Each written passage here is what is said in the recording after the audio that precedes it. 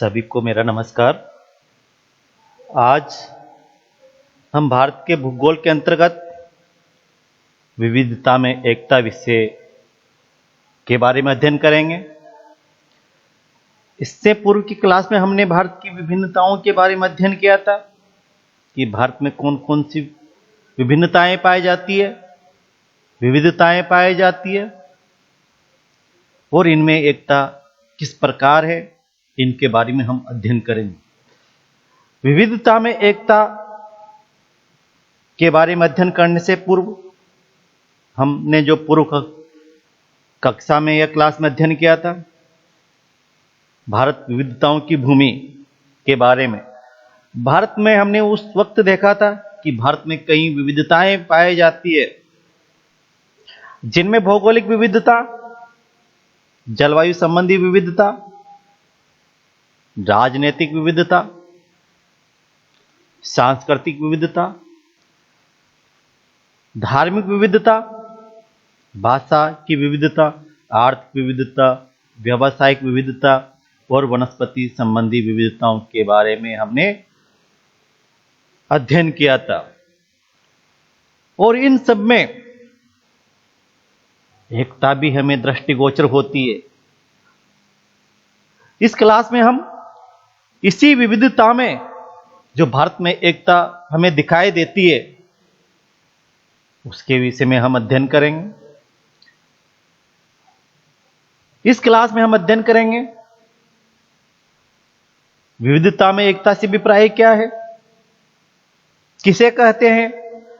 इसके अलावा जो विविधता में एकता है वह किन कारकों के द्वारा है, जिनमें हम पहला जो कारक है भारत को उपमहाद्वीप की संज्ञा प्रदान करना, किस प्रकार भारत को एक उपमहाद्वीप की संज्ञा दी गई है। इसके अलावा इसमें हम अध्ययन करेंगे प्राकृतिक दृष्टि से किस प्रकार भारत में एकता का स्वरूप हमें दिखाई देता है, किस प्रकार प्रकृति भारत को एकता के सूत्र में पिरोती है, उसका अध्ययन भी हम इस क्लास में करेंगे। इसी के अलावा हम देखेंगे नदियों द्वारा जो एकता के दृष्टिकोण का विकास हुआ है उसके विषय में भी हम अध्ययन करेंगे। किस प्रकार भारतीय संस्कृति को और इस भारत भूमि को जो विविधता से परिपूर्ण है इसको एकता के सूत्र में पिरोती है, एकता के सूत्र का दृष्टिकोण का विकास करती है। इसके अलावा इसी क्लास में हम अध्ययन करेंगे मानसूनी जलवायु द्वारा किस प्रकार देश को एकता का स्वरूप प्रदान किया जाता है।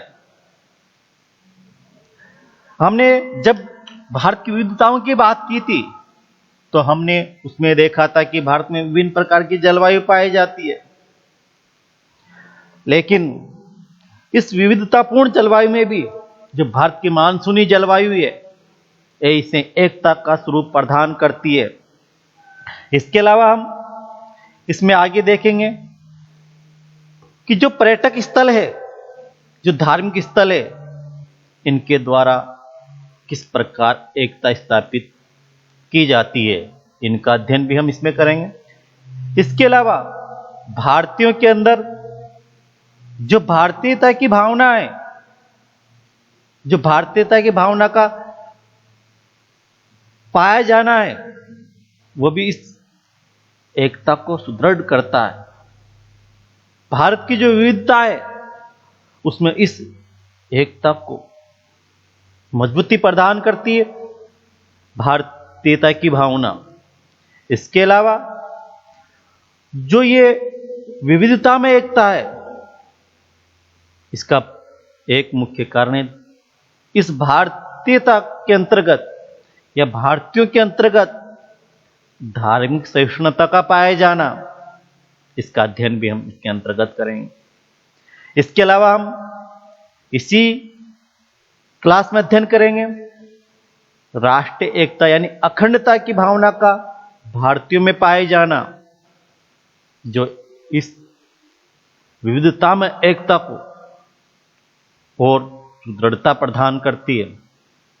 इसके अलावा भारतीय संविधान भी एकता की जो भावना है उसको मजबूती प्रदान करता है। हम देखते हैं कि भारत में जो विविधता है, जो विविधता में एकता है, उसका अभिप्राय क्या है? विविधता में एकता से अभिप्राय हम भारत को देखते हैं तो भारत एक विविधतापूर्ण देश है, जिसमें हमने पूर्व की जो क्लास हुई थी उसमें अध्ययन किया था कि भारत जलवायु, वर्षा, वनस्पति, भाषा, धर्म, खान पान, पहनावा, ऊंचा उच्च संस्कृति आदि की दृष्टि से विविधतापूर्ण है। और इस विविधतापूर्ण होते हुए भी भारत एकता के सूत्र में निबद्ध है, बंधा हुआ है। और इस एकता के सूत्र की जो अनेक विधाएं हैं, जिनकी जड़ें देश के सभी कोनों तक पल्लवित और पुष्पित है। बाहर विभिन्नताएं और विविधताएं भौतिक है, परंतु जो अभ्यंतर आंतरिक में प्रवाहित जो एकता की धारा है वो भावनात्मक है। हम भारत जो धरातल है उसमें हम देखते हैं कि भारत विविधतापूर्ण है, विविधता से युक्त है, चाहे वो धरातलीय रूप में हो, चाहे वो जलवायु के रूप में हो, जैसा कि हमने पूर्व कक्षा में अध्ययन किया था। उसमें हमने देखा था कि भारत के उत्तर में विशाल हिमालय पर्वत है, तो दक्षिण में प्रायद्वीपीय पठार है और पश्चिम में एक थार मरुस्थलीय भूमि है, तो पूर्व में सघन वनों से आच्छादित भूभाग है। एक और मैदानी क्षेत्र है तो एक और हिम से आच्छादित पर्वतीय क्षेत्र है। एक और जहां आदिम अवस्था में आदिम जनजातियां निवास करते हैं, तो एक और आधुनिक युग में आधुनिक सभ्यता के साथ, आधुनिक परिप्रेक्ष्य के साथ, आधुनिक संस्कृति के साथ अपना जीवन यापन कर रही है। चाहे वो व्यवसाय से संबंधित विविधता हो, चाहे वो आवास से संबंधित विविधता है, वो हमें बाहरी तौर पर दिखाई देती है। जो भारतीयता की भावना है, जो भारतीयों के अंदर जो भावना है, वह एकात्मक की भावना है। उनके अंदर यह एकात्मक की भावना एक धारा के रूप में प्रवाहित है, भावनात्मक रूप से प्रवाहित है। इसके बाद हम बात करते हैं वह है भारतीय उपमहाद्वीप की संज्ञा प्रदान करना। इस भारत भूमि को उपमहाद्वीप की संज्ञा प्रदान की गई। ट्रेसी ने भारत के लिए कहा है कि भारत को उपमहाद्वीप कहलाने का उतना ही हक, अधिकार है जितना यूरोप को महाद्वीप। कहने का अर्थ यह है कि यूरोप एक छोटा महाद्वीप है जिसमें एक सीमित मात्रा में भौगोलिक जलवायु विभिन्नताएं पाई जाती। उस यूरोप की तुलना में भारत में विविधताएं ज्यादा पाई जाती है, चाहे वो धर्म विशेष के आधार पर हो। भारत एक ऐसी भूमि है जहां विभिन्न धर्मों के निवासी निवास करते हैं। विभिन्न धर्मों को मानने वाले धर्म के अनुयायी यहां निवास करते हैं, चाहे वो ईसाई हो, मुस्लिम हो, हिंदू हो, पारसी हो, जैन हो, बौद्ध हो, चाहे वो अन्य हो।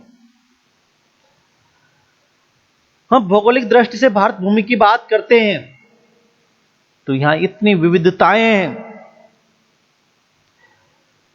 भूआकृतिक दृष्टि से हम देखें तो भी यहां अत्यधिक विविधताएं हैं। जहां एक और विश्व का सबसे ऊंचा पर्वत हिमालय है, तो गंगा सतलज का एक विशाल मैदान है। जहां एक और मरुस्थलीय भूमि है, तो एक और सबसे प्राचीन प्रायद्वीपीय पठार है। कृषि से संबंधित या यूं कहें आदिम जो जीवन यापन निर्वाह है उससे लेकर आधुनिक जो क्रियाकलाप है वो हमें यहां दिखाई देते हैं। यदि हम परिवहन के साधनों की विविधताओं की बात करें तो यहां हम पाते हैं कि यहां घोड़ा गाड़ी और बैलगाड़ी से लेकर परिवहन के आधुनिक जो साधन है वायु परिवहन, उनका विकास भी यहां पर हमें मिलता है। सड़क परिवहन की बात करें आधुनिकता में तो बुलेट ट्रेन जैसे नवीन आधुनिक परिवहन के साथ यहां प्रारंभिक तौर पर चल रहे हैं। वेशभूषा, रहन सहन, इन सब की दृष्टि से भारत एक विविधतापूर्ण भूभाग है। भूआकृतिक दृष्टि से हमने देखा था कि इसके उत्तर में विशाल हिमालय पर्वत है, पूर्व में छोटी छोटी पहाड़ियां वन से आच्छादित पहाड़ियां हैं और पश्चिम में मरुस्थलीय प्रदेश है और दक्षिण में सागरीय क्षेत्र है, जिसे एशिया से इसे एक पृथक स्वरूप प्रदान करते हैं, अलग स्वरूप प्रदान करते हैं। और इस प्रकार ये देखने से ऐसे लगता है कि एक महाद्वीप है, उपमहाद्वीप है, जैसा कि एक यूरोप को कहा जाता है कि यूरोप महाद्वीप है। वैसी विशेषताएं, विभिन्नताएं इस देश में मिलती है।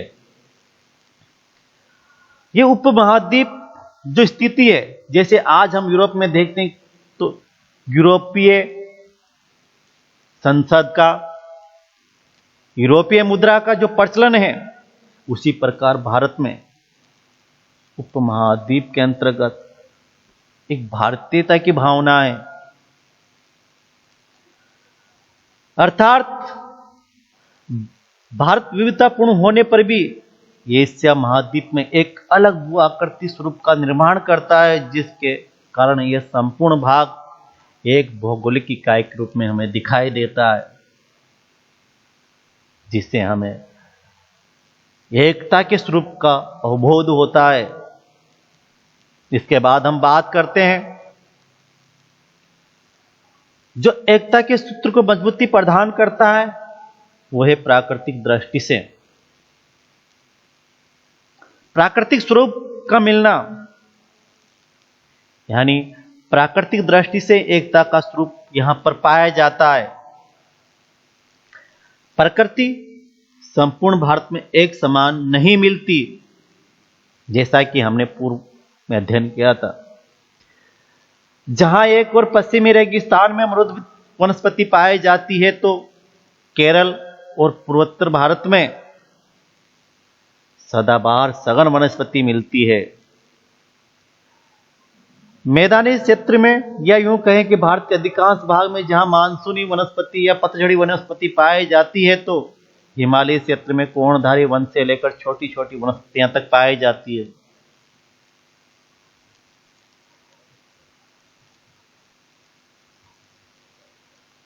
भारत के अलग अलग भागों में अलग अलग कृषि का उत्पादन होता है और अलग अलग प्रकार के उद्योगों का यहां विकास हुआ है। जहां हम राजस्थान की बात करते हैं तो यहां बाजरा प्रमुखता से उगाया जाता है, और हम जब बिहार या पश्चिम बंगाल की बात करते हैं, उड़ीसा की बात करते हैं, तो वहां खाद्यान्न के रूप में चावल का विशेष उत्पादन होता है। महाराष्ट्र, गुजरात की बात करते हैं तो यहां पर कपास की खेती को प्रमुखता दी जाती है, और पूर्वोत्तर भारत में चाय के बागानों को विशेष प्रदान की जाती है। और देश को इन खाद्यान्न और अन्य वस्तुओं की आवश्यकता होती, तो देश के एक कोने से दूसरे कोने में इन वस्तुओं की आपूर्ति की जाती है, जिससे यहां एकता का भाव दृष्टिगोचर होता है। यूपी से उत्पादित गेहूं भारत के हर कोने में पहुंचाया जाता है, उसी प्रकार पश्चिम बंगाल, बिहार में उत्पादित जो चावल है वो भारत के हर कोने में पहुंचाया जाता है। गुजरात, महाराष्ट्र में उत्पादित कपास से जो सूती वस्त्र उद्योग में महत्वपूर्ण भूमिका निभाता है, वह हर उद्योग या यूं कहे हर सूती वस्त्र उद्योग तक पहुंचाया जाता है। यानी हम यूं कह सकते हैं कि भारत में प्राकृतिक विभिन्नताएं होने के कारण या अलग अलग जलवायु होने के कारण अलग अलग क्षेत्र में अलग अलग वस्तुओं का उत्पादन होता है, खाद्यान्न फसलों का उत्पादन होता है, जो संपूर्ण भारत में वितरित किया जाता है, आपूर्ति करता है, पूर्ति करता है और ये एकता का भाव प्रदान करता है। इसके अलावा हम बात करते हैं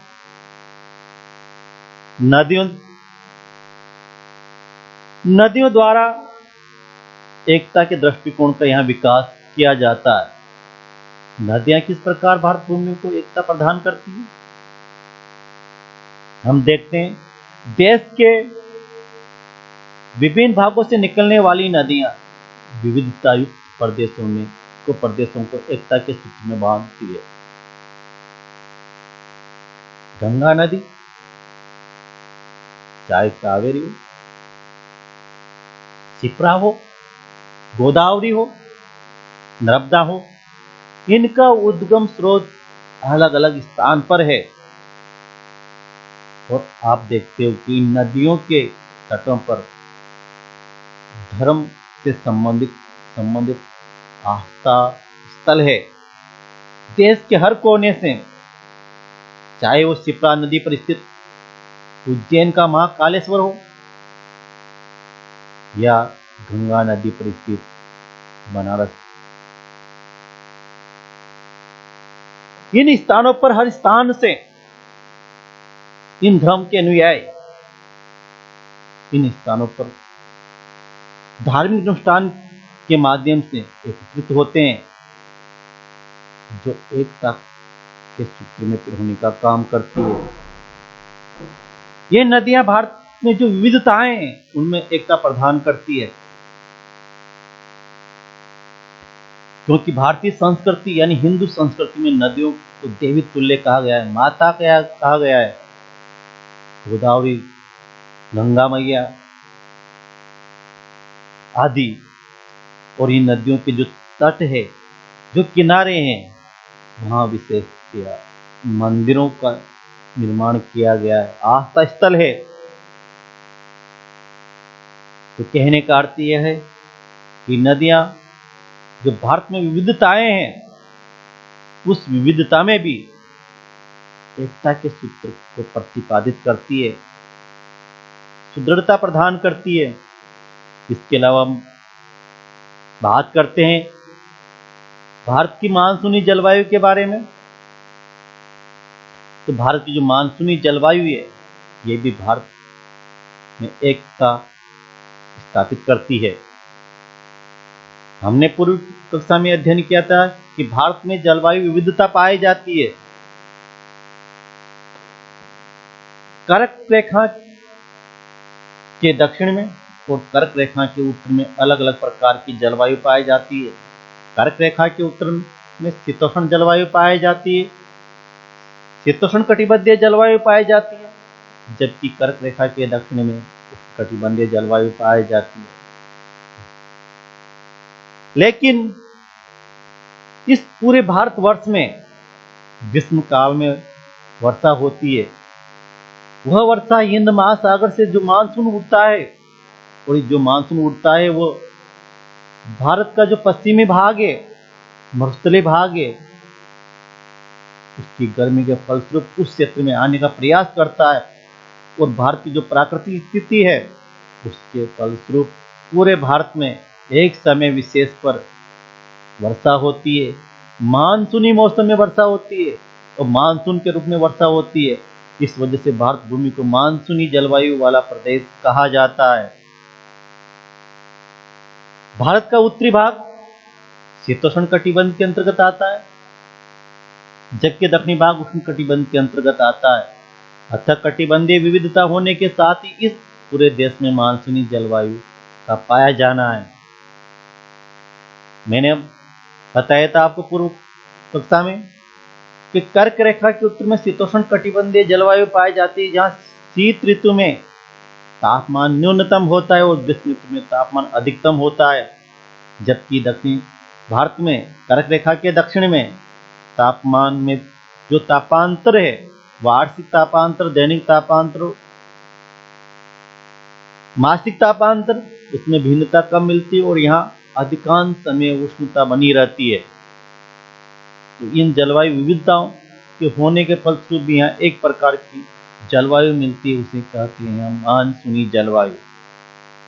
जब जिक्र करते हैं भारत का कि भारत में किस प्रकार की वर्षा होती है, वर्षा होने का प्रकार क्या है, किस तरह से वर्षा होती है, किन पवनों से वर्षा होती है, एक ही नाम आता है, मानसूनी पवनों के द्वारा यहाँ वर्षा होती है और मानसून के द्वारा यहाँ वर्षा होती है। इस वजह से भारत भूमि को मानसूनी जलवायु वाला देश कहा जाता है। अन्य कारक की बात करते हैं हम, जो भारत भूमि में या भारत की जो विविधताएं हैं उसको एकता प्रदान करता है, तो उसमें अगला बिंदु आता है पर्यटन स्थल, धार्मिक स्थल के द्वारा एकता में महत्वपूर्ण भूमिका निभाना। पर्यटन स्थल, धार्मिक स्थलों द्वारा एकता में महत्वपूर्ण भूमिका निभाना। यह एकता में महत्वपूर्ण भूमिका किस प्रकार निभाते हैं, हम देखते हैं कि भारत में अलग अलग स्थानों पर अलग अलग पर्यटक स्थल है। जैसे बात करें हम राजस्थान में, विशेषतया यहाँ किलों का, गढ़ों का निर्माण किया गया है। इसके अलावा यहाँ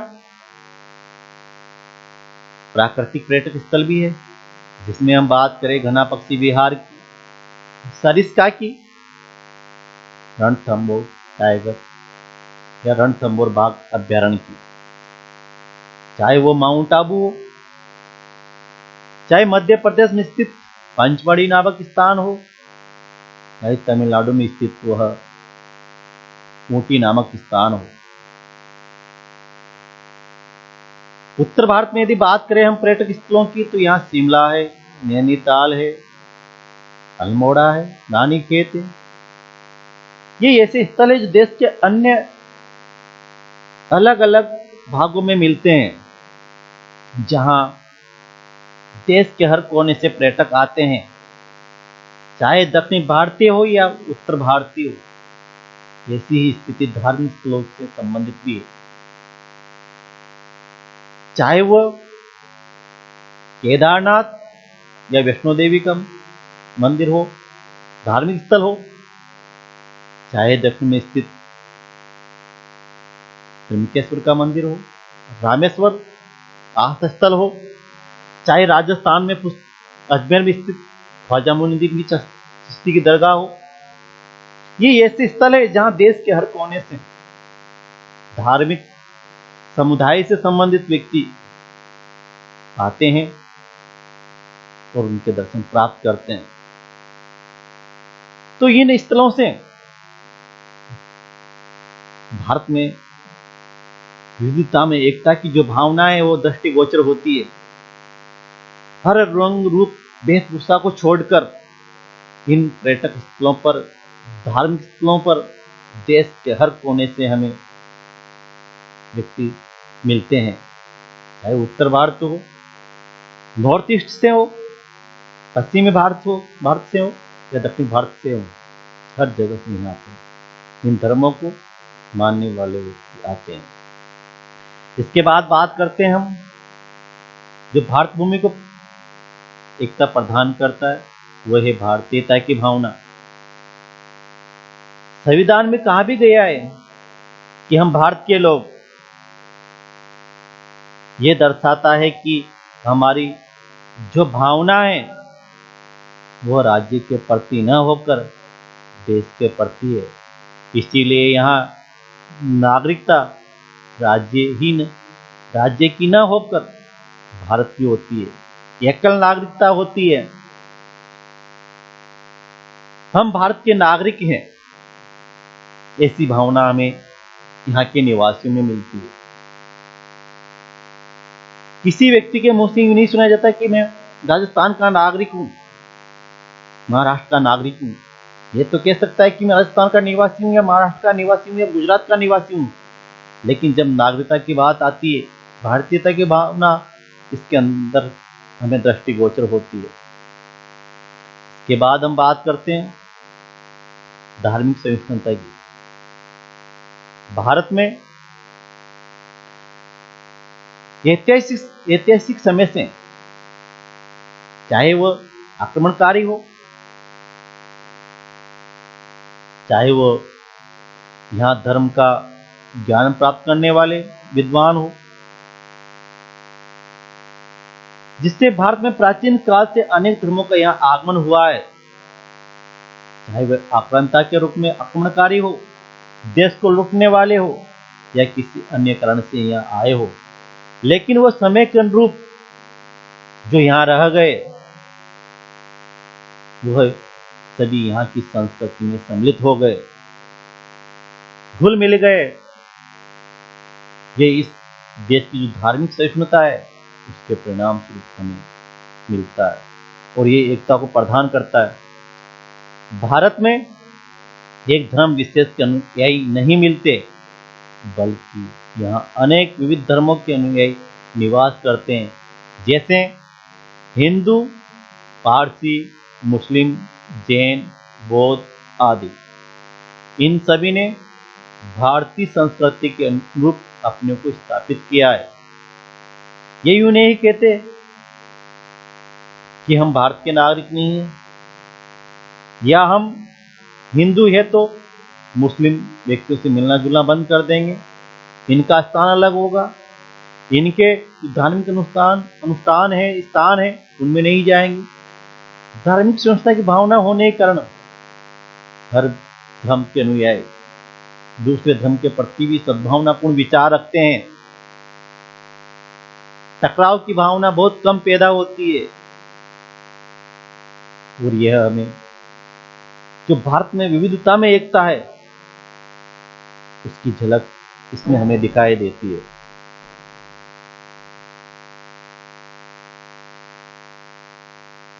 यह सब धार्मिक सहिष्णुता को प्रदर्शित करती है, जिसमें सभी धर्मों को मानने वाले भाईचारे के साथ सद्भावनापूर्ण यहाँ निवास करते हैं।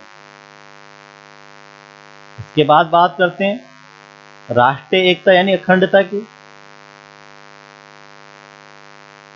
जब कभी भारत में कोई विपत्ति या आपदा आती है, तब राष्ट्रता की भावना से मिलजुल कर उस आपदा के समय सहयोग प्रदान करते हैं, चाहे वो आपदा भारत चीन या भारत पाक युद्ध के रूप में हो या भूकंप, ज्वालामुखी, बाढ़ या सुनामी जैसी आपदा से हो। जब ऐसी आपदाएं आती हैं तो भारतीयता की भावना के अनुरूप हम एक दूसरे का सहयोग करते हैं और यह सब हमें इस भारत में जो विविधता में एकता है उसको दृढ़ता प्रदान करते हैं। इसके बाद हम बात करते हैं इस विविधता में एकता को जो निश्चित करता है, प्रधानता करता है, सुदृढ़ता प्रदान करता है, उसमें संविधान भी एक महत्वपूर्ण तत्व है, कारक है। संविधान भी एकता को सुदृढ़ता प्रदान करता है। संविधान में एकता पर जोर दिया गया है।